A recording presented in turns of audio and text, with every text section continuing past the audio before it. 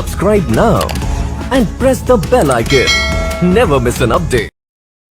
Hello everyone, जय हिंद दोस्तों। आपका स्वागत है महेंद्रास के ऑफिशियल यूट्यूब चैनल पर। और डियर, जैसा आप सभी को पता है, बिल्कुल मंडे एसटी डिस्कशन होता है जो ऑफलाइन एसटी होती है। तो ऑफलाइन एसटी 34A यानी बैंकिंग की जो एसटी होती है उसमें जीए सेक्शन जो है उसका डिस्कशन मैं लेकर आ चुका हूं। और ये डिस्कशन आपका 11 AM बिल्कुल हो चुका है। मंडे को 11 AM पे एवरी मंडे 11 AM कनेक्ट होना ना भूला करें। एसटी डिस्कशन हम लोग लेकर आते हैं। तो चलिए शुरू करेंगे बैक टू बैक 25 क्वेश्चंस जो कि हमारी एसटी में हमको देखने को मिले, तो उनको बिल्कुल हम डिस्कशन शुरू करते हैं। तो चलिए चलते हैं अपने फर्स्ट क्वेश्चन की तरफ। और क्वेश्चन के साथ ही डियर आप उसके आंसर्स भी करते चलेंगे। आंसर्स आपने एसटी में किए होंगे तो रिकॉल करके आप आंसर करेंगे और फिर हम लोग देखेंगे कि क्या उसका आंसर होने वाला है और किस तरह से क्वेश्चंस क्रिएट होते हैं, किस तरह से कनेक्ट करना होता है क्वेश्चंस को, कैसे हमें ध्यान रखना होता है, वो सारी चीजें देखते हुए हम लोग चलेंगे। ठीक है, तो फटाफट से लिंक को शेयर कर देंगे अपने दोस्तों के साथ, फ्रेंड के साथ, ताकि वो भी कनेक्ट हो सके और वो भी इसके डिस्कशन को देख सके, अपने आप को एनालिसिस कर सकते हैं, एनालाइज कर सके और ऑब्जर्व कर सके कि कहां पर क्या कमी हो रही है। ठीक है, तो चलिए शुरू करते हैं। दैट इज फर्स्ट क्वेश्चन आ रहा है डियर। फर्स्ट क्वेश्चन था हमारी एसटी 34A में। क्या क्वेश्चन था? Which of the following country has net डेब्ट passes 100% of GDP for the first time. भाई, निम्नलिखित में से किस देश का शुद्ध ऋण पहली बार सकल घरेलू उत्पाद के 100% से अधिक हो गया? तो बहुत अच्छा क्वेश्चन आया था ये क्वेश्चन एसटी में हमारी, है ना। तो फटाफट से चलिए, बिल्कुल टाइमर स्टार्ट है, फटाफट से आप सभी आंसर करने की कोशिश करेंगे। या आंसर आपने जो भी किया हो आप वही आंसर कर सकते हैं डियर। ठीक है, तो बिल्कुल टाइमर स्टार्ट हो चुका है, फटाफट से करेंगे। किस देश का शुद्ध ऋण पहली बार सकल घरेलू उत्पाद के 100% से अधिक हो गया? ठीक है, तो डियर बिल्कुल चलते हैं हम लोग आंसर की तरफ, देखते हैं राइट आंसर क्या है। तो राइट आंसर यहाँ पर यूनाइटेड किंगडम है, यूके है डियर, है ना। एक्सप्लेनेशन भी दिया हुआ है, फाइनली आप एक्सप्लेनेशन भी देख सकते हैं। The United Kingdom public sector net surpass 100%। 1 second. तो डियर बिल्कुल यूनाइटेड किंगडम राइट आंसर हो जाएगा यहाँ पर। यूके पब्लिक सेक्टर नेट डेब्ट सरपास 100% को ये पास कर गया। राष्ट्रीय सांख्यिकी कार्यालय ने यहाँ पर जो है आपका, है ना, उसके अनुसार यूनाइटेड किंगडम। तो राइट आंसर आपका यूके हो जाएगा। एक्सप्लेनेशन फाइनली आपका दिया हुआ है डियर, है ना। 1961 के बाद से ऐसा कभी नहीं देखा गया, लेकिन ये फाइनली देखने को मिला है। यूके की बात कर रहे हैं, यूनाइटेड किंगडम में पब्लिक सेक्टर नेट डेब्ट जो हो गया वो 100% को जीडीपी को जो क्या कर गया है, क्रॉस कर गया। Level not seen since 1961 according to the Office for National Statistics. वहां के जो किसके द्वारा, ऑफिस फॉर नेशनल स्टैटिस्टिक्स के द्वारा डेटा जारी किया गया। तो इस तरह का स्पेशल फीचर था, तो ये क्वेश्चन एग्जाम के लिए भी हमारे बहुत इंपॉर्टेंट है, इसी वजह से आपको एसटी में भी देखने को मिला है। ठीक है, चलिए इसी के साथ चलते हैं नेक्स्ट क्वेश्चन की तरफ। Next question is United Nation international day its in support of victims of torture is observed on which date. भाई, अत्याचार के पीड़ित के समर्थन के संयुक्त राष्ट्र अंतरराष्ट्रीय दिवस किस तारीख को मनाया जाता है? ठीक है, international day in support of victims of torture is observed on which date. United Nation के द्वारा डे मनाया जाता है। अत्याचारों के पीड़ितों के समर्थन के संयुक्त राष्ट्र अंतरराष्ट्रीय दिवस किस तारीख को मनाया जाता है? 23 जून, 25 जून, 26 जून, 27 जून या फिर 28 जून? फटाफट आंसर करेंगे डियर, टाइम स्टार्ट हो चुका है आप सभी का, है ना। जो आपने आंसर किया हो अपनी एसटी में वही आंसर करेंगे। और जो लोग भैया एसटी नहीं दे रहे हो, एसटी देना शुरू कर दो, है ना। एसटी देना शुरू कर दो। सिलेक्शन की अगर मैं बात करूं तो वो क्या है? Speed test, only speed test और उसका एनालिसिस। स्पीड टेस्ट दें और उसका एनालिसिस करें। ठीक है, तो इंप्रूवमेंट होता जाएगा और वो दिन दूर नहीं जब आप सिलेक्शन लेंगे, जब आप सेलेक्ट होंगे। ठीक है, तो चलिए चलते हैं आंसर की तरफ। राइट आंसर यहां पर हो जाएगा 26 जून। 26 जून को ये डे सेलिब्रेट मनाया जाता है। ठीक है, इनके अवेयरनेस के लिए ये डे मनाया जाता है भाई। United Nation international day in support of victims of tortures. ठीक है, ये 26 जून को मनाया जाता है। और भी डिटेल में यहाँ पर दिया गया डियर। इस दिन को अगर हम 26 जून 1987 को उस दिन की याद में मनाया जाता है जब अत्याचार और अन्य क्रूर अमानवीय अपमानजनक व्यवहार या सजा के खिलाफ संयुक्त राष्ट्र कन्वेंशन लागू हुआ था। ठीक है, तो ये डियर 1987 से इस दिन को मनाया जाना शुरू किया गया। 1987 से इस दिन को मनाया जाना क्या किया गया? शुरू किया गया है। 26 जून है, ध्यान रखेंगे, बहुत ही इंपॉर्टेंट डे है। ठीक है, चलिए चलते हैं इसी के साथ ही नेक्स्ट क्वेश्चन की तरफ। नेक्स्ट क्वेश्चन आ रहा है, what is the theme of world drug day 2023? विश्व औषधि दिवस 2023 का विषय क्या है? तो डियर ये बिल्कुल थीम पूछी गई है विश्व औषधि दिवस की, तो बिल्कुल आप फटाफट से बताएंगे। टाइम स्टार्ट हो चुका है ना, फटाफट से आप आंसर करेंगे। ठीक है, ऑप्शंस दिए हुए हैं, better knowledge for better care, share factions, drugs save lives, health for justice, justice for health, people first, stop stigma and discrimination, strengthen prevention, या फिर addressing the challenge in health and humanitarian crisis. तो चलेंगे dear फटाफट से answer की तरफ। तो right answer यहां पर निकल कर आएगा आपका ऑप्शन 4।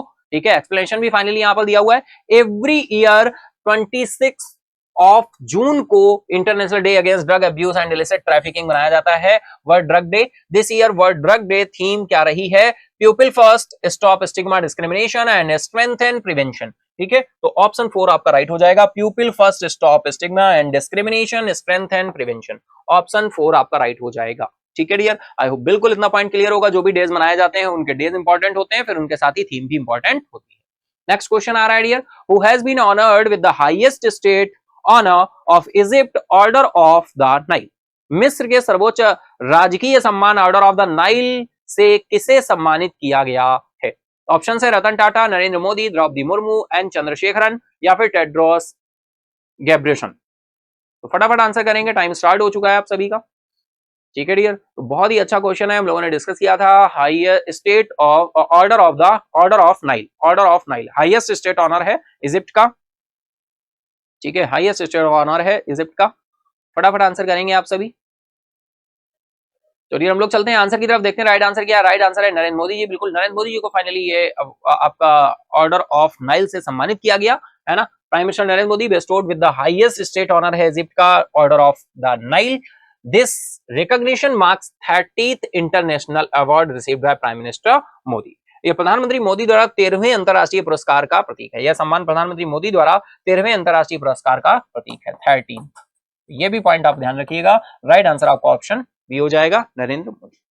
ठीक है, चलिए next question is, what is the name of the first covid booster vaccine developed in India launched. Bharat में विकसित पहली कोविड-19 बूस्टर वैक्सीन का क्या नाम है ना। तो डियर यहां पर नाम दिए हुए हैं, जेम कोवैक ओम, जेम कोवैक जेन, जेम कोवैक शक्ति, जेम कोवैक ऊर्जा, जेम कोवैक समाधान।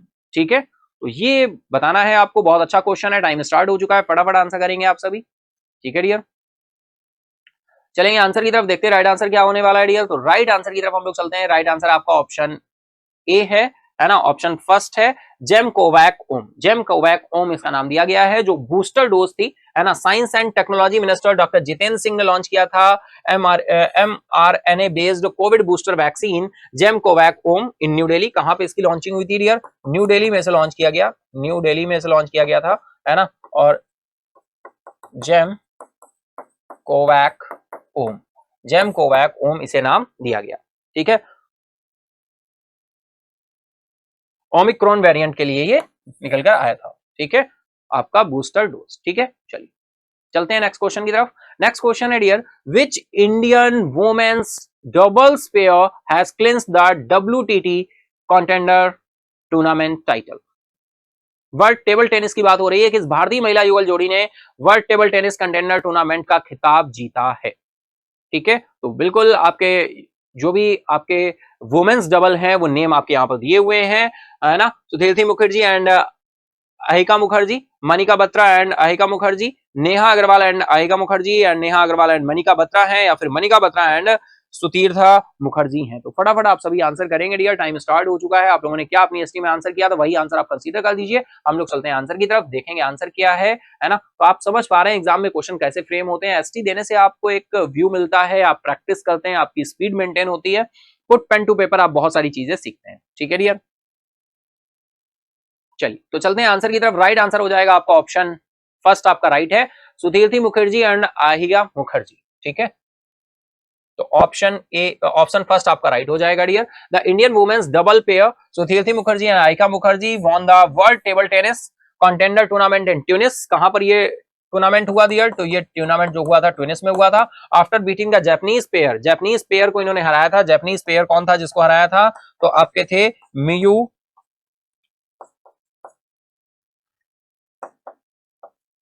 किहारा। ठीक है, मियू किहारा, और इसके साथ ही आपके थे मिवा हरिमोटो।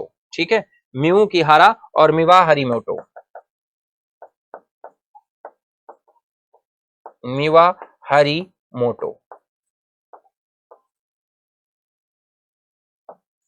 ठीक है,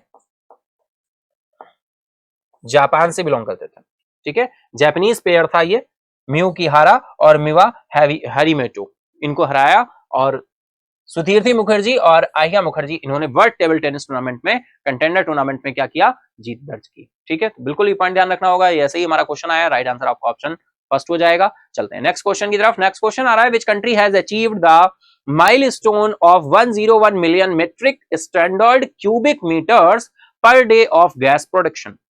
किस देश ने 101 मिलियन मीट्रिक मानक घन मीटर प्रतिदिन गैस का उत्पादन करके मील का पत्थर हासिल किया है? तो ये जो है किसने किया है ऐसा? चाइना, इंडिया, रशिया या फिर यूएसए या फिर यूएई? तो फटाफट आंसर करेंगे। ये क्वेश्चन भी हमारी एसटी में देखने को मिला था, बहुत इंपॉर्टेंट क्वेश्चन है, रिलेवेंट है, क्योंकि देखिए अपनी तरह का एक नया टारगेट इन्होंने अचीव किया, 101 मिलियन मीट्रिक टन, है ना, 101 million metric ton standard cubic metres per day gas production. तो चलेंगे आंसर की तरफ। ये राइट आंसर हो जाएगा आपका इंडिया। बिल्कुल, इंडिया ने ये कारनामा कर दिखाया है, तो इंडिया आपका राइट आंसर होगा।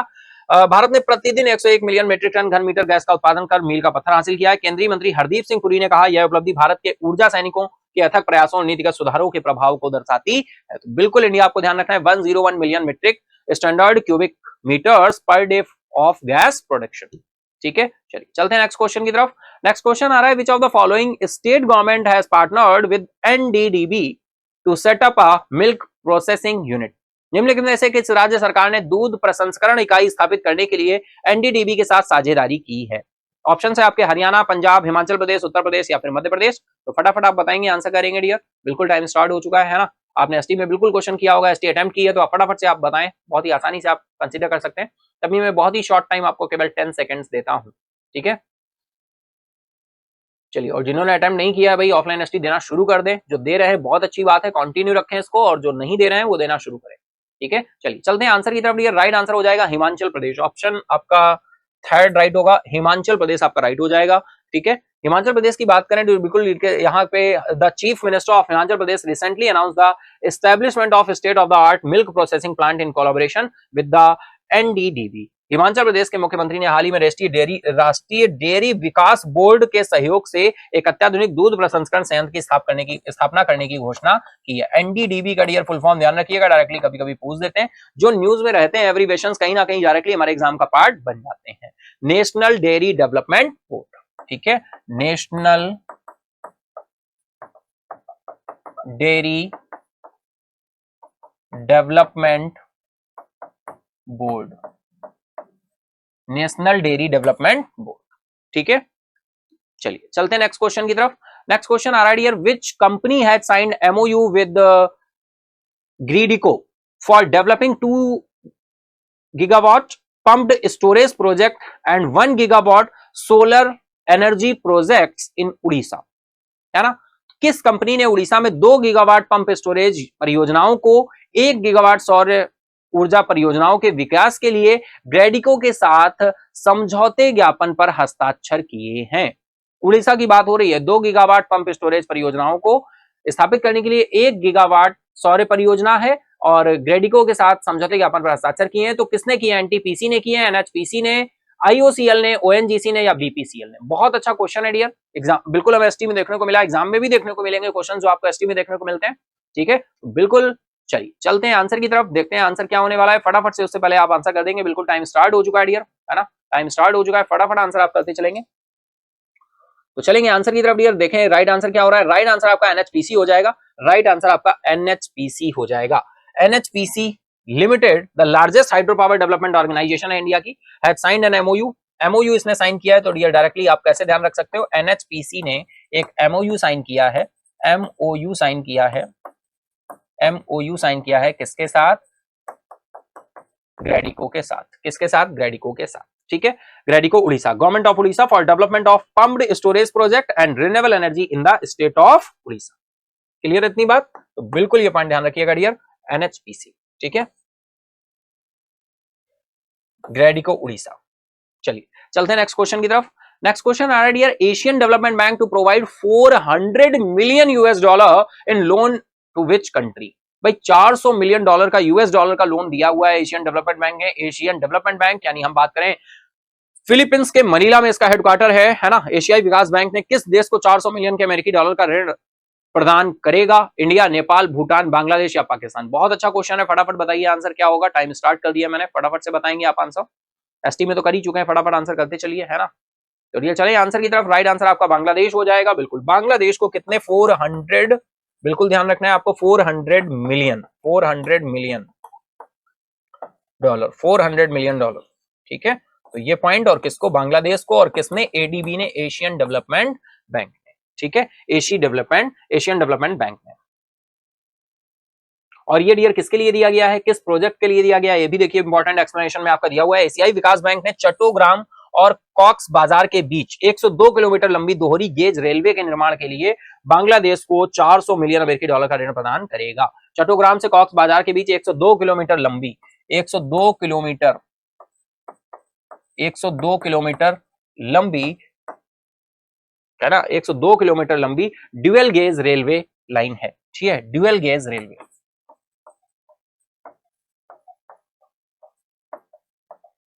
ठीक है, चलिए इसी के साथ चलते हैं नेक्स्ट क्वेश्चन की तरफ। नेक्स्ट क्वेश्चन है dear, what is the theme of world MSME day? World theme MSME day, what is the theme of world MSME day 2023? विश्व एमएसएमई दिवस 2023 का विषय क्या रहा है? तो बिल्कुल थीम इंपॉर्टेंट होती है डायरेक्टली हमारे एग्जाम का, तो यहाँ एग्जाम के लिए तो यहाँ पर डायरेक्टली पूछ दिया गया डियर। तो बताइए फटाफट से थीम क्या होगी, है ना। बिल्कुल टाइम स्टार्ट कर दिया मैंने, टाइमर स्टार्ट हो चुका है, तो फटाफट आप बताइए। ऑप्शंस दिए हुए, building stronger future together, future ready MSME for India at rate 100, है ना, या फिर key to inclusive and sustainable recovery, या फिर MSME first responders to societal needs, या resilience and rebuilding MSME for sustainable development. ठीक है डियर, तो चलिए चलेंगे आंसर की तरफ हम लोग। तो आंसर हो जाएगा आपका building stronger future together, building stronger future together, option first आपका राइट हो जाएगा, है ना। और यहां पर देखिए एक्सप्लेनेशन भी दिया हुआ है, बिल्कुल हमने कब बनाया डियर ये डे, जो एमएसएमई डे मनाते हैं। एमएसएमई पहली बात तो MSME micro small medium enterprises, ठीक है, ये डे कब सेलिब्रेट करते हैं? 27 जून को, 27 जून को। तो ध्यान रखना है आपको, MSME that is micro small and medium enterprises.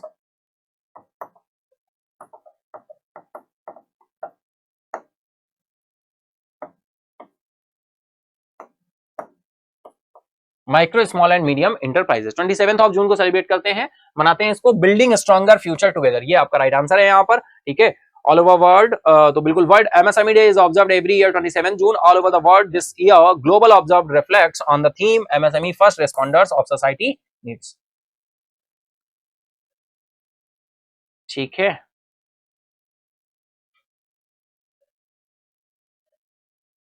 चलिए इसी के साथ चलते हैं नेक्स्ट क्वेश्चन की तरफ। नेक्स्ट क्वेश्चन ये आ रहा है आपका, 8th global pharmaceutical quality summit 2023 has concluded in which city? 8वां वैश्विक फार्मास्यूटिकल गुणवत्ता शिखर सम्मेलन 2023 किस शहर में संपन्न हुआ? ऑप्शन है आपके मुंबई, न्यू दिल्ली, बेंगलुरु, हैदराबाद या अहमदाबाद। तो फटाफट आंसर करेंगे, बहुत अच्छा क्वेश्चन है। 8th global pharmaceutical quality summit, 8th global pharmaceutical quality summit की बात हो रही है। टाइम स्टार्ट हो चुका है, फटाफट आंसर करेंगे। ग्लोबल फार्मास्यूटिकल क्वालिटी समिट की बात हो रही है डियर। राइट आंसर यहां पर निकल कर आएगा आपका मुंबई, मुंबई में ये संपन्न हुआ, ठीक है डियर। तो ऑप्शन फर्स्ट आपका राइट हो जाएगा, 8th global pharmaceutical quality summit 2023 held in Mumbai, ठीक है। Garnered attention due to the presence of doctor Mansukh Mandaviya ji रहे हैं यहाँ पर, union minister of for chemical and fertiliser and health and family welfare minister. तो बिल्कुल मनसुख मांडविया जी का नाम ध्यान रखेंगे, इन्हीं के द्वारा फाइनली इनकी प्रेजेंस में यहाँ पर ये समिट हुआ, है ना, हेल्ड किया गया कहां पर? मुंबई में। आपको ध्यान रखना है किस नंबर का है, 8th नंबर का है, global pharmaceutical quality summit 2023। Mansukh Mandaviya ji यहाँ पर क्या रहे हैं? उपस्थित रहे हैं, ठीक है, ये पॉइंट भी आपको ध्यान रखना है। क्लियर इतनी बात? चलिए फटाफट चलते हैं नेक्स्ट क्वेश्चन की तरफ। नेक्स्ट क्वेश्चन आ रहा है dear, recently who has been appointed as director of IETO? हाल ही में आईईटीओ के निदेशक के रूप में किसे नियुक्त किया गया है? रजत वर्मा, नीरा टंडन, नूतन रुंगटा, या फिर के वेणुगोपाल, या फिर स्वामीनाथन जानकी रमन, या फिर स्वामीनाथन जानकी रमन, ठीक है डियर, स्वामीनाथन जानकी रमन। तो बहुत अच्छा क्वेश्चन है, फटाफट आंसर करेंगे, बिल्कुल टाइम स्टार्ट कर दिया मैंने। आईईटीओ की बात हो रही है डियर, ये अपॉइंटमेंट से रिलेटेड क्वेश्चन आया है, अपॉइंटमेंट है डायरेक्टर ऑफ आईईटीओ में। तो रिसेंटली कौन अपॉइंट किया गया? रजत वर्मा, नीरा टंडन, नूतन रुंगटा, या फिर के वेणुगोपाल, या फिर स्वामीनाथन जानकीरमन? फटाफट से आंसर करना है आपको डियर। चलेंगे आंसर की तरफ। तो राइट आंसर निकल कर आ रहा है यहाँ पर नूतन रुंगटा। ठीक है, ऑप्शन 3 आपका राइट हो जाएगा, नूतन रुंगटा आपका राइट हो जाएगा। Option 3 is the right. Explanation भी दिया हुआ है भाई। आईईटीओ की बात करें तो भैया इसका फुल फॉर्म बिल्कुल आपको ध्यान रखना है। आईईटीओ की बात करें, Indian economic trade organisation, Indian economic and trade organisation. ठीक है, Indian economic and trade organisation has recently announced appointment Nutan Rungta. तो बिल्कुल इनका नाम ध्यान रखेंगे, नूतन रुंगटा। ठीक है, नूतन रुंगटा जी की बात करें as a director of the USA east coast chapter. ठीक है, तो बिल्कुल ऑप्शन 3 आपका राइट हो जाएगा। चलिए next question is which of the following Indian institute tops in times Asia ranking 2023? निम्नलिखित में से कौन सा भारतीय संस्थान टाइम्स एशिया रैंकिंग 2023 में शीर्ष पर रहा है? ऑप्शन है आपके Mahatma Gandhi university, Indian institute of sciences, Indian institute of technology Delhi, Indian institute of technology Bombay, या फिर Shoolini university of biotechnology and management sciences. Time start now. फटाफट आंसर करेंगे आप सभी डियर, है ना। बिल्कुल एससी में जो आपने आंसर किया था वही आंसर करेंगे। एशिया रैंकिंग 2023 में शीर्ष पर कौन रहा है? महात्मा गांधी यूनिवर्सिटी है, इंडियन इंस्टीट्यूट ऑफ साइंसेज है, Indian institute of technology and Delhi है। ठीक है, चलेंगे आंसर की तरफ डियर। राइट आंसर यहां पर निकल कर आ रहा है आपका Indian institute of sciences, IISc। ठीक है, एक्सप्लेनेशन में देखें तो देखिए डियर, बिल्कुल ध्यान रखना है। एशिया यूनिवर्सिटी रैंकिंग की बात हो रही है, एशिया यूनिवर्सिटी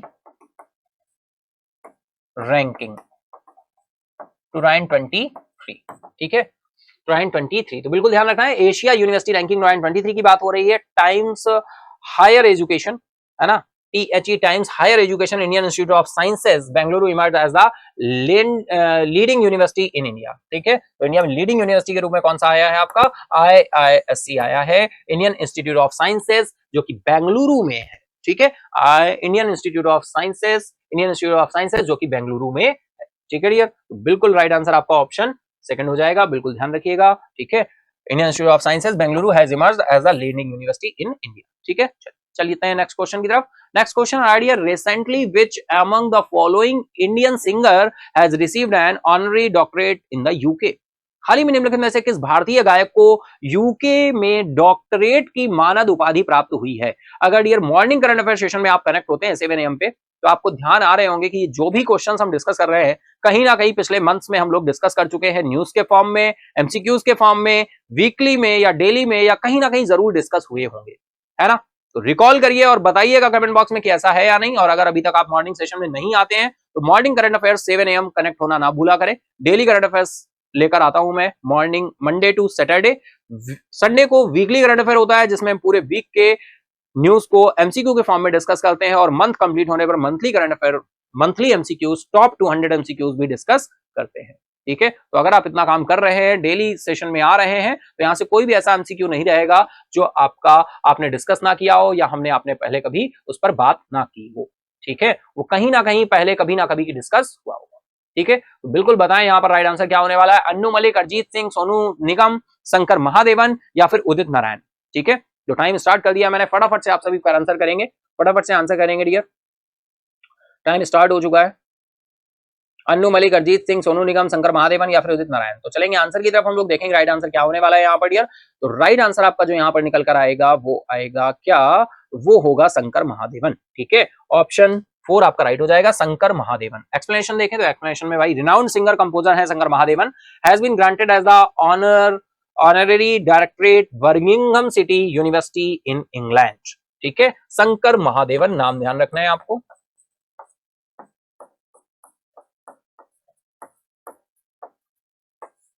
ठीक है डियर, जब ऐसे कहीं होता है ना, देखिए जो हमारे साइनसेस होते हैं, देखना, सुनना, बोलना, इन 3 चीजों से आप चीजों को प्रिपेयर करते हैं, रिकॉल करते हैं। अगर कभी आपको अगर कभी आपको ऐसा लगता है कि भाई हम कैसे इसको रिकॉल करें, कैसे याद करें, तो अगर मैंने ये लिख दिया ना, तो ये लिखा हुआ जो है ये पिक्चर इमेज आपके माइंड में छप जाएगी, और यही इमेज जो है छप जाएगी, जैसे एग्जाम में क्वेश्चन या कहीं भी कुछ भी दिखेगा तुरंत आपको वही इमेज दिखने लगती है। जैसे आप कभी एग्जाम देने गए तो आपने पता नहीं ये चीज फील की है कि नहीं की, बिल्कुल की होगी, हम सभी करते हैं ऐसा फील। जब एग्जाम देने जाते हैं तो जो हमारी नोटबुक या कॉपी होती है, तो हम बस ऐसे आंखें बंद करते हैं, बस कॉपी खुल जाए और जहां पे क्वेश्चन लिखा हुआ है वो आंसर हमें दिख जाए और आंसर को हम पढ़ लें। ऐसा होता है कि नहीं? ऐसा बिल्कुल होता था, है ना? ऐसा बिल्कुल होता था, लेकिन अब जैसे जैसे हम क्या होते जा रहे हैं, इफिशियंट होते जा रहे हैं, है ना, आगे हमारा इंटेलिजेंस बढ़ता जा रहा है, हमारी समझ बढ़ती जा रही है, उसी के आधार पर हम चीजों को अच्छे तरीके से रिकॉल कर सकते हैं। तो मेमोरी पावर स्ट्रांग करने का एक तरीका है। मेमोरी पावर स्ट्रांग करने का क्या है? एक तरीका है, एक टेक्निक है। हम इस तरह से कनेक्ट करके चलेंगे तो हम चीजों को आसानी से याद रख पाएंगे। ठीक है डियर? तो आई होप बिल्कुल आप एंजॉय कर रहे होंगे सेशन को। अगर एंजॉय कर रहे हो तो भैया फटाफट से लाइक कर दो, फटाफट से लाइक कर दो। एसटी डिस्कशन चल रहा है आपका 34A का, आप सभी को पता है, जनरल अवेयरनेस का। ठीक है, तो बिल्कुल फटाफट से सेशन को लाइक कर दो, अपने दोस्तों के साथ भी शेयर कर देना, जिससे वो भी अपने डिस्कशन को देख सके। ठीक है, चलिए तो इसी के साथ चलते हैं नेक्स्ट क्वेश्चन की तरफ। नेक्स्ट क्वेश्चन आ रहा है, recently Rajat Verma has been appointed as managing director and head of which bank. हाल ही में रजत वर्मा को किस बैंक का प्रबंध निदेशक एवं प्रमुख नियुक्त किया गया है? तो डियर बिल्कुल मैनेजिंग डायरेक्टर के पद पर इनको नियुक्त किया गया है या हेड के रूप में नियुक्त किया गया है रजत वर्मा जी को। तो किस बैंक में नियुक्त किया गया है? ऑप्शंस आपके हैं axis bank, DBS bank, ICICI bank या एचडीएफसी या फिर एयू स्मॉल फाइनेंस बैंक। ठीक है, तो चलिए फटाफट से बिल्कुल देखिए, टाइमर स्टार्ट हो चुका है ना? आप लोग आंसर करेंगे। आपने एसटी में क्या आंसर किया था, फटाफट से बताएंगे।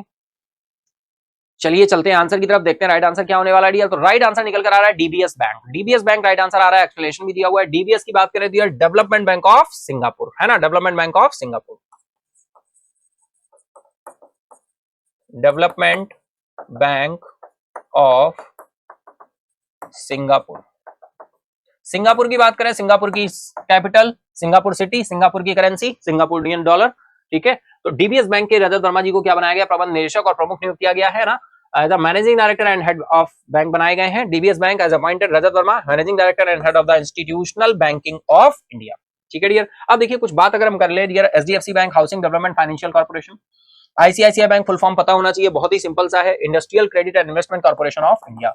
इंडस्ट्रियल, है ना, कभी कभी ये फुल फॉर्म्स आपको नहीं पता होते हैं तो पता होने चाहिए कभी इंटरव्यूज में, या एज अ बहुत ही सिंपल है लेकिन हमें पता होने चाहिए। ठीक है डियर, चलिए तो अभी ICICI bank industrial credit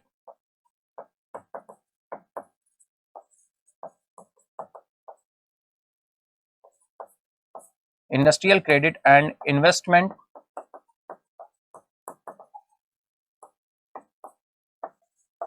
corporation of India. ठीक है, industrial credit and investment corporation of India. ये स्मॉल फाइनेंस बैंक की बात हो रही है भैया। स्मॉल फाइनेंस बैंक ओपन करने के लिए कितनी कैपिटल चाहिए, फटाफट से बताओ। 300 करोड़। कितनी कैपिटल चाहिए? 300 करोड़। स्मॉल फाइनेंस बैंक किस कमेटी की रिकमेंडेशन पर ओपन किया गया था डियर? उषा थोराट कमेटी की रिकमेंडेशन में इनको ओपन किया गया था। Usha Thorat committee. Small finance bank present time है कितने? ये स्मॉल फाइनेंस बैंक की अगर हम बात करें, स्मॉल फाइनेंस बैंक तो प्रेजेंट टाइम कितने वर्किंग में है? 12। ठीक है, फिर स्मॉल फाइनेंस बैंक की बात हुई, पेमेंट बैंक की बात करें अगर, तो पेमेंट बैंक ओपन करने के लिए कितनी कैपिटल चाहिए? तो पेमेंट बैंक के लिए डियर कैपिटल कितनी चाहिए? 100 करोड़।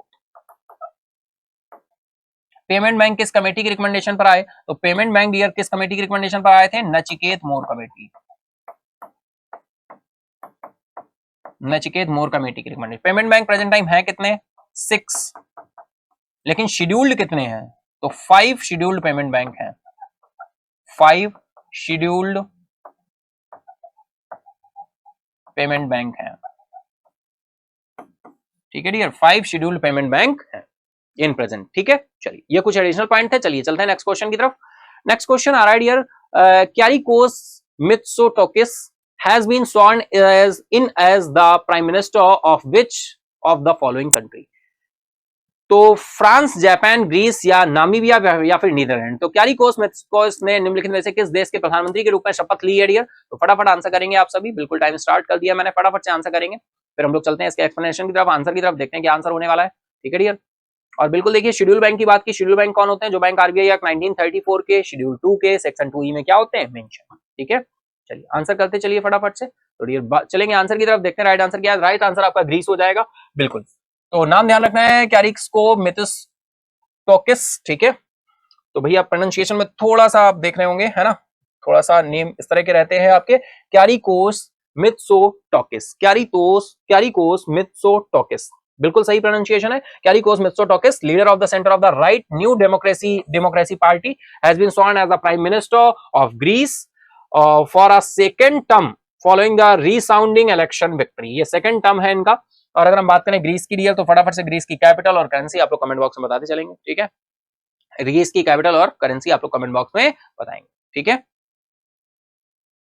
तो डियर बिल्कुल राइट आंसर आपका ऑप्शन 3 हो जाएगा, ग्रीस हो जाएगा। चलिए, तो ग्रीस की कैपिटल, करेंसी, है ना, बिल्कुल रिवाइज करिए, बताइए। चलते हैं नेक्स्ट क्वेश्चन की तरफ हम लोग। नेक्स्ट क्वेश्चन आ रहा है, which of the following state has gotten it's first HIV-1 viral load laboratory. भाई निम्नलिखित में से किस राज्य को अपनी पहली HIV-1 वायरल लोड प्रयोगशाला प्राप्त हुई है? असम, केरला, नागालैंड, कर्नाटका या फिर हिमाचल प्रदेश। किस राज्य को अपनी पहली HIV-1 वायरल लोड प्रयोगशाला प्राप्त हुई है? असम को, केरला को, नागालैंड को, कर्नाटक को या हिमाचल प्रदेश को? फटाफट आंसर करेंगे बीडीआर, बिल्कुल टाइम मैंने स्टार्ट कर दिया है ना, फटाफट आप लोग आंसर करते चलेंगे।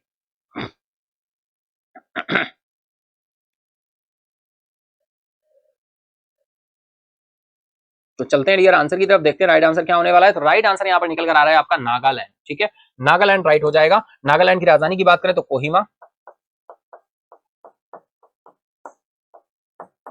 ठीक है। Nagaland has got the first HIV-1 viral load laboratory at Naga hospitals authority Kohima, NHAK देखो निकल कर आया डियर। अब ये देखिए फुल फॉर्म डायरेक्टली पूछा जा सकता है, जैसे मैं आपको बताता रह रहा हूं, कोई भी पॉइंट आपका डायरेक्टली न्यूज में रहता है, या यहां से ये क्वेश्चन भी बन सकता है NHAK। तो NHAK Naga hospital authority Kohima, Naga hospital authority Kohima, ठीक है। The laboratory was officially launch by Y K Hitosima, ठीक है, वाई के हितोसीमा द्वारा इसको लॉन्च किया गया है आधिकारिक तौर पर, ठीक है। तो किसके द्वारा लॉन्चिंग की गई है ये भी आपको ध्यान रखना है, वाई के हितोसीमा, ठीक है, वाई के हितोसीमा के द्वारा इसको क्या किया गया, लॉन्च किया गया ऑफिशियली। नागालैंड में किस राज्य को अपनी पहली HIV-1 वायरल लोड प्रयोगशाला प्राप्त हुई है ना? तो ये एक वायरल लोड लेबोरेटरी VLL किसको प्राप्त हुई है? HIV-1 के लिए, है ना।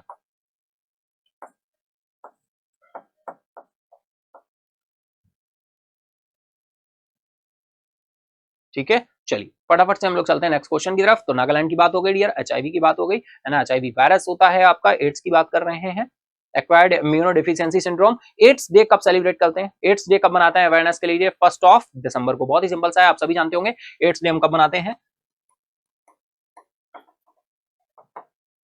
1 दिसंबर, ठीक है डियर। और अगर हम बात करें एड्स की पहचान के लिए, जांच के लिए कौन सा टेस्ट किया जाता है, तो एलिसा टेस्ट, एलिसा टेस्ट के नाम से जानते हैं, ठीक है। ये कुछ एडिशनल इंफॉर्मेशन है जो आपको ध्यान रखनी चाहिए, ठीक है, ये कुछ एडिशनल इंफॉर्मेशन है जो आपको ध्यान रखनी चाहिए, ठीक है। चलिए चलते हैं नेक्स्ट क्वेश्चन की तरफ। नेक्स्ट क्वेश्चन है dear, Helen Keller's day was celebrated on which date? Helen Keller दिवस किस तिथि को मनाया गया? 25 जून, 26 जून, 27 जून या फिर 28 जून या फिर 29 जून? बहुत अच्छा क्वेश्चन है, फटाफट आंसर करेंगे बिल्कुल डियर, है ना, टाइम स्टार्ट कर दिया मैंने, फटाफट से बताएंगे हेलन केलर दिवस किस तिथि को मनाया गया? 25 जून, 26, 27 या फिर 28 या फिर 29? चलेंगे आंसर की तरफ डियर। तो राइट आंसर निकल कर आया 27 जून, 27 जून आपका राइट आंसर हो जाएगा, है ना। तो एक्सप्लेनेशन में फाइनली देखिए क्या दिया है, Helen Keller's day is commemorative day, it celebrate the birth of the Helen Keller observed on 27th annually, ठीक है। हेलन केलर के जन्म का जश्न मनाने के लिए एक स्मारक दिवस मनाया जाता है, कॉमेमोरेशन डे मनाया जाता है डियर। कॉमेमोरेशन कॉइन भी जारी किए जाते हैं, और अभी हाल ही में बिल्कुल लेटेस्ट में ही जाइन किए गए हैं, है ना। कॉमेमोरेटिव डे है, कॉमेमोरेशन कॉइन होते हैं, कॉमेमोरेशन स्टैम्प्स होती हैं, है ना। इस यानी क्या करने के लिए, स्मरण करने के लिए, स्मरणोत्सव दिवस के रूप में भी जाना जाता है, ठीक है। 27 जून हेलन केलर दिवस, ठीक है, सीधा सा क्वेश्चन है, टू द पॉइंट है। चलिए next question is, according to Standard and Poor's retains India's growth projection is at percent of FY24। FY24 के लिए स्टैंडर्ड एंड पुअर्स जो कि रेटिंग एजेंसी है के अनुसार वित्त वर्ष 24 के लिए भारत का विकास अनुमान कितना है? 5.50% है, 6% है, 6.50, 7% या 7.50? तो ये फटाफट आंसर करेंगे बिल्कुल आप सभी, टाइम स्टार्ट कर दिया मैंने, फटाफट बताएंगे, ठीक है, फटाफट बताएंगे क्या आंसर होने वाला है इसका। तो इसके साथ ही हम लोग चलेंगे फिर किसकी तरफ, एक्सप्लेनेशन की तरफ। तो ये राइट आंसर यहाँ पर निकल कर आएगा 6%, एक्सप्लेनेशन आपका आ जाएगा 6% आपका राइट हो जाएगा, है ना। स्टैंडर्ड एंड पुअर्स की बात हो रही है, Standard and Poor's rating agency है ना, रेटिंग एजेंसी है, और FY24 के लिए इसने प्रोजेक्शन किया है, FY24 फाइनेंशियल ईयर, है ना, जो कि प्रेजेंट टाइम चल रहा है। भारत का विकास अनुमान इसने कितना रखा है, 6% रखा है डियर, कितना बोला है, 6% बोला है ना। स्टैंडर्ड पुअर्स ने 2023-24 के लिए making the fastest growing economy in Asia Pacific region, Asia Pacific region में फास्टेस्ट ग्रोइंग इकोनॉमी रहेगी, फास्टेस्ट ग्रोइंग इकोनॉमी किस रीजन में, इंडिया पैसिफिक रीजन, ठीक है। चलिए इसी के साथ चलते हैं नेक्स्ट क्वेश्चन की तरफ। नेक्स्ट क्वेश्चन आ रहा है, व्हेन वाज द पब्लिक डेब्ट एक्ट पास, लोक ऋण अधिनियम कब पारित हुआ था, 1940, 1941, 1942, 1944। स्टैटिक पार्ट का क्वेश्चन ये आ गया है, फटाफट से पूछा गया पब्लिक डेब्ट एक्ट कब पास हुआ, तो फटाफट आंसर करेंगे डियर। आपने क्या आंसर किया था, टाइम स्टार्ट हो चुका है, फटाफट आंसर करिए, ठीक है, फटाफट से आंसर कर देंगे आप सभी। तो बिल्कुल चलेंगे हम लोग आंसर की तरफ, देखते हैं राइट आंसर क्या हो रहा है। राइट आंसर है डियर 1944, ठीक है, 1944 में ये पास किया गया था। तो बिल्कुल ध्यान रखिए, पब्लिक डेब्ट एक्ट पास कब हुआ, 1944, ठीक है। एक्ट पास बाद रिजर्व बैंक ऑफ इंडिया के द्वारा किसके द्वारा, यार अगर हम बात करें सार्वजनिक ऋण अधिनियम 1944, सरकारी प्रतिभूतियों और प्रबंधन से संबंधित कानूनों को समेकित और संशोधित करने के लिए भारतीय रिजर्व बैंक के द्वारा एक अधिनियमित किया गया था। किसके द्वारा अधिनियमित किया गया था, आरबीआई के द्वारा, ठीक है डियर। और अगर हम आरबीआई की बात करें तो आरबीआई एक्ट कब आया था, 1934 में आया था। आरबीआई स्टैब्लिश कब हुआ था, 1 अप्रैल 1935 में हुआ था। आरबीआई के टोटल बोर्ड ऑफ मेंबर्स कितने हैं, तो आरबीआई के टोटल बोर्ड ऑफ मेंबर्स हैं कितने, 21, 5 ऑफिशियल हैं, 16 नॉन ऑफिशियल हैं, ठीक है डियर। इसके साथ ही हम सब्सिडरीज की बात करें आरबीआई की, तो 5 सब्सिडरीज हैं, कौन कौन सी, डीआईसीजीसी, बीआरबी एनएमपीएल, ठीक है, इफ्टास, रिबिट और RBIH, reserve bank innovation hub, RBIH. तो dear DICGC deposit insurance credit guarantee corporation, BRB NMPL Bharatiya reserve bank नोटबंधन private limited, IFTAS Indian financial technology and allied services, ReBIT reserve bank information technology, RBIH reserve bank innovation hub. तो ये 5 क्या है, subsidiaries हैं, किसकी, RBI की, ठीक है डियर। तो ये एडिशनल पार्ट हो गया, बिल्कुल ध्यान रखिएगा। आरबीआई के first governor OS bond Smith, first Indian RBI governor CD Deshmukh, ठीक है डियर। चलिए चलते हैं इसी के साथ ही हम लोग नेक्स्ट क्वेश्चन आ रहा है dear, the royal commission on Indian currency and finance is known by which of the following names. भारतीय मुद्रा और वित्त पर रॉयल कमीशन को निम्नलिखित में से किस नाम से जाना जाता है, Hartog commission, Butler commission, Hilton Young commission या फिर Muddiman commission, none of these. तो बिल्कुल डियर टाइम स्टार्ट कर दिया मैंने, फटाफट से आंसर करेंगे आप सभी, फटाफट से आंसर करेंगे। भारतीय मुद्रा और वित्त पर रॉयल कमीशन को निम्नलिखित में से किस नाम से जाना जाता है। अब देखिए बात हो रही है, क्वेश्चन थोड़ा सा घुमा के है, आप सभी समझ पा रहे होंगे राइट आंसर क्या होने वाला है। तो बिल्कुल चलेंगे हम लोग राइट आंसर की तरफ, फटाफट से आप लोग आंसर करते चलिएगा, टाइम इसीलिए मैंने आपको दे दिया है, जो भी आपने असली में आंसर किया था ध्यान करके बिल्कुल करिए। तो डियर राइट आंसर निकल कर आएगा हिल्टन यंग कमीशन। और आरबीआई एक्ट जो आया था किस कमेटी की रिकमेंडेशन पर आया था डियर, तो हिल्टन यंग कमेटी की रिकमेंडेशन पर ही आया था। किस कमेटी की रिकमेंडेशन पर आया था, हिल्टन यंग कमेटी की रिकमेंडेशन पर ही आया था, ठीक है डियर। तो reserve bank of India was established on the basis of the recommendation of the royal commission on Indian currency and finance, also known as the Hilton Young commission. इसी को हम हिल्टन यंग कमीशन के नाम से जानते हैं, Hilton Young committee भी बोल देते हैं। तो ऑप्शन सी आपका क्या हो जाएगा, राइट हो जाएगा, ठीक है डियर। चलिए आई होप इतना पॉइंट क्लियर है, चलते हैं next is what is the minimum age under प्रधानमंत्री व्यय वंदना योजना। बहुत अच्छा क्वेश्चन है भाई। प्रधानमंत्री व्यय वंदना योजना के अंतर्गत न्यूनतम आयु क्या होनी चाहिए, 45 ईयर, 50 ईयर, 55 ईयर, 60 ईयर या 61 ईयर्स। फटाफट से टाइम स्टार्ट हो गया है, बिल्कुल आंसर करते चलेंगे आप सभी। प्रधानमंत्री व्यय वंदना योजना के अंतर्गत न्यूनतम आयु क्या है, तो चलेंगे आंसर की तरफ, देखते हैं राइट आंसर क्या होने वाला है। तो बिल्कुल फटाफट आंसर करिए आप सभी। व्यय वंदना योजना बहुत इंपॉर्टेंट योजना है डियर। अगर हम बात करें सोशल सिक्योरिटी स्कीम्स हैं, गवर्नमेंट की जितनी भी स्कीम्स हैं बहुत इंपॉर्टेंट होती हैं। किसी भी गवर्नमेंट की स्कीम में डायरेक्टली क्वेश्चन क्या बनता है, 60 ईयर्स यहाँ पर राइट हो जाएगा, 60 ईयर्स राइट हो जाएगा। तो मैं बात कर रहा था डियर, किसी भी गवर्नमेंट स्कीम में क्वेश्चन क्या बनता है, क्वेश्चन बनता है कि योजना कब लॉन्च की गई, किसके द्वारा लॉन्च की गई, क्या ऑब्जेक्टिव है और अगर बजट में कोई एलोकेशन किया गया है तो वो एलोकेशन इंपॉर्टेंट होता है। देखिए मैं बताता चल रहा हूं आपको कहां से क्वेश्चन फ्रेम होते हैं एग्जाम में। कोई योजना कब लागू की गई है, किसके द्वारा लागू की गई है, ऑब्जेक्टिव क्या है उसका, है ना, इसके साथ ही उसने टारगेट क्या अचीव किए हैं, और इसके साथ ही लास्ट पॉइंट आता है कि भैया बजट में या एलोकेशन कितना किया है गवर्नमेंट। ठीक है, तो प्रधानमंत्री व्यय वंदना योजना की बात हो रही है डियर। ये व्यय वंदना के अंदर न्यूनतम आयु कितनी है, तो न्यूनतम आयु है 60 वर्ष। न्यूनतम आयु है 60 वर्ष। पीएमवीवाई, प्रधानमंत्री व्यय वंदना योजना। ठीक है, पीएमवीवीवाई, प्रधानमंत्री Vaya Vandana Yojana. Subscribers must be senior citizen के लिए है, above 60 years of the age. Applicant must be the Indian citizen होने चाहिए। There is a maximum entry age of the PMVY scheme. ठीक है, और मैक्सिमम एज नहीं है, मिनिमम एज है कितनी, 60 इयर्स। ठीक है, लेकिन maximum age no limit, no कोई एज नहीं है, एनए नॉट एप्लीकेबल। ठीक है, चलिए चलते हैं नेक्स्ट क्वेश्चन की तरफ। नेक्स्ट क्वेश्चन आ रहा है, in which schedule are the schedule bank of India listed in the reserve bank of India act 1934। भाई भारतीय रिजर्व बैंक अधिनियम 1934 में भारत के अनुसूचित बैंकों को किस अनुसूची में सूचीबद्ध किया गया। ये बहुत अच्छा क्वेश्चन है, अभी इससे पहले क्वेश्चन आया था, वहां पर हमने आपको बता भी दिया था।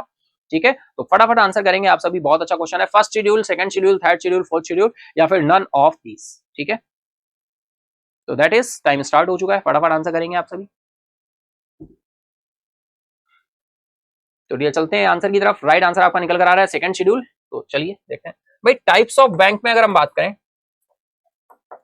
टाइप्स ऑफ बैंक, तो बैंक दो टाइप के निकल कर आते हैं आपके। First is scheduled bank, second is unscheduled bank.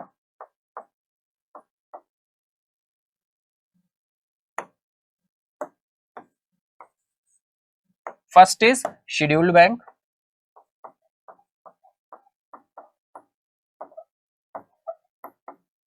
और सेकंड इज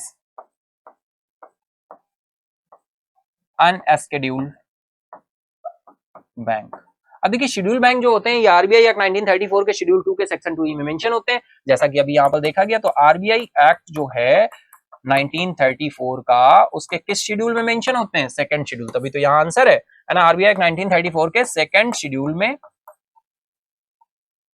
और सेक्शन कौन सा होता है, सेक्शन 2E।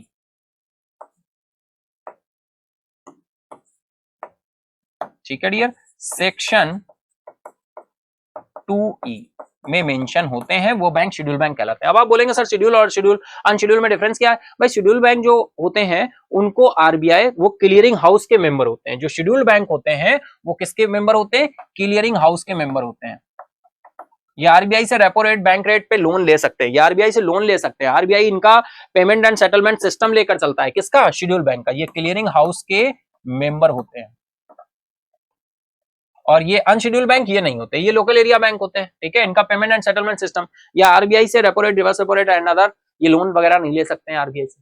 दूसरी बात डियर, सबसे इंपॉर्टेंट चीज, अगर आप बोले, आपके दिमाग में एक बात आ रही होगी, sir schedule bank unscheduled bank types में तो हमने बहुत सुने, commercial bank, public sector bank, private sector bank, ये सारे क्लासिफिकेशंस हैं।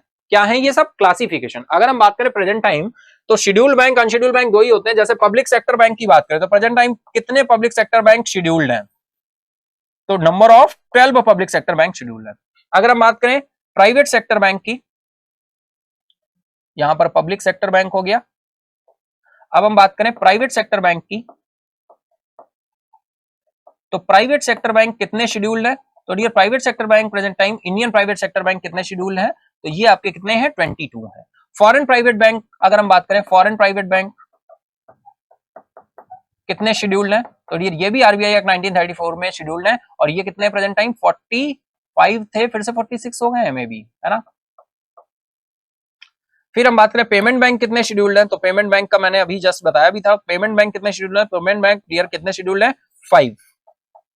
लेकिन एक्टिव कितने हैं, 6। एक्टिव कितने हैं, 6। इसके बाद हम बात करें डियर स्मॉल फाइनेंस बैंक कितने शेड्यूल्ड है भाई, तो स्मॉल फाइनेंस बैंक 12 शेड्यूल्ड है। इसके बाद हम बात करें dear RRB regional rural bank कितने शेड्यूल्ड है, तो ये 43 शेड्यूल्ड है। ठीक है, तो शेड्यूल का मतलब है पूरा का पूरा जो पेमेंट एंड सेटलमेंट सिस्टम है और सारी चीजें ये कौन लेकर चलेगा, आरबीआई लेकर चलेगा।